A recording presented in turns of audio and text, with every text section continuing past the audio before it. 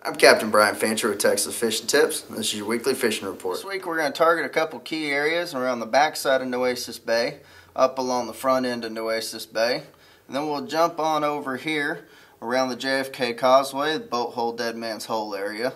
And we'll finish up a little bit over here. Back up here in the far back end of Nueces Bay, hug around these islands right here, the ones you notice with poles all around them, or if you can see out of the water structure of oyster reefs.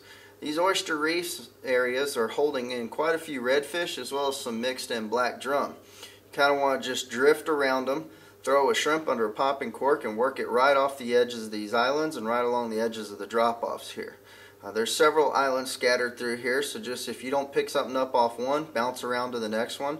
I suggest using a trolling motor, as there are quite a few oyster reefs and you can tear up a lower unit pretty quick out. Now, for those of you with a kayak or with a boat, this area out here on this other side of Indian Point off Portland Causeway has been holding some really good trout along there.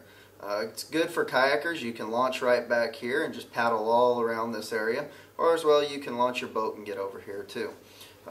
Look for the trout along the sides of those islands and the drop-offs. You'll see they're doing the new grass construction.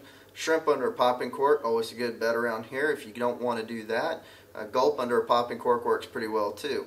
Nuclear chicken or something bright right now is pretty much my favorite. A paddle tail kind of twitched along real slowly can work very well, and a chartreuse or pearl white color. Right over here between Kate's Hole and Dead Man's Hole, right off Crane Islands here, there's been some good drum moving along in here, as well as quite a few sheep's head. They're kind of hugging the edge of this oyster reef that runs here. If you get back in here, drift your boat along here with a southeast wind, it'll kind of push you back towards through the whole hole, and you can drift along with some shrimp under a popping cork, or again a sand eel or paddle tail has been working pretty well. I like a sand eel with a fairly heavy jig head on there and just kind of bounce it off the bottom as you're drifting. For those kayaking around also, the Oso Bay area has been really good. If you launch your kayak right around here at the bridge, paddle back towards the university in this area over here and target that 2 foot of water right along the edge. Some of the reds have been kind of hunkered back up in here, as well as a few trout. Your best time is going to be when you catch a tidal movement.